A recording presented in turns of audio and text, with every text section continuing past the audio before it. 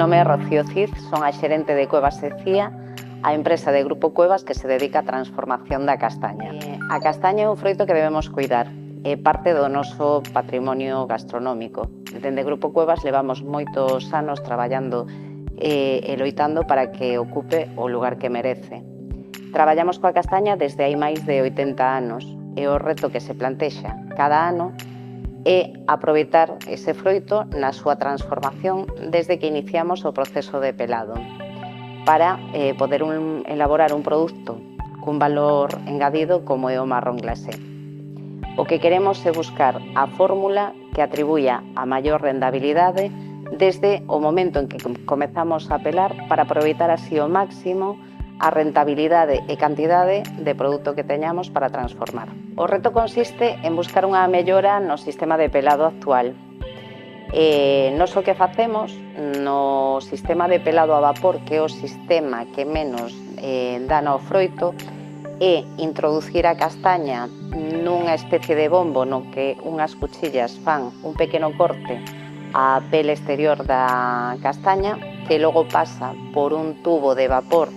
que lle dai un pouquiño de calor e despois por unhos rodillos que o que fan é tirar da pel da castaña para que salga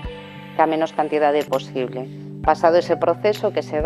se fai é un pelado da piel interna da castaña que se fai manualmente castaña a castaña cun coitelo para non dañar o fruto. E nese mismo momento é cando se seleccionan por un lado a castaña enteira, que é a que dedicamos a elaborar o marrón glacé, por outro lado o trozo de castaña, que é o que destinamos a facer purés e cremas e outro tipo de elaboracións, e por outro lado a castaña que está mala, que é a que se destina a alimentación animal. O obxectivo do reto é buscar un aproveitamento maior do fruto. Por cada quilo de castaña que pelamos actualmente, o que conseguimos é un 50% aproximadamente de castaña enteira, que é a que podemos destinar a marrón glacé. Nunha boa campaña o impacto é moi alto se podemos mellorar ese rendimento, pero nunha campaña que sea mala, cando o froito ven moi dañado, o impacto é moito máis alto do que se pode conseguir nunha campaña boa. Tendo en conta que agora mesmo o cambio climático afecta moitísimo as campañas e a calidade do froito, sería para nós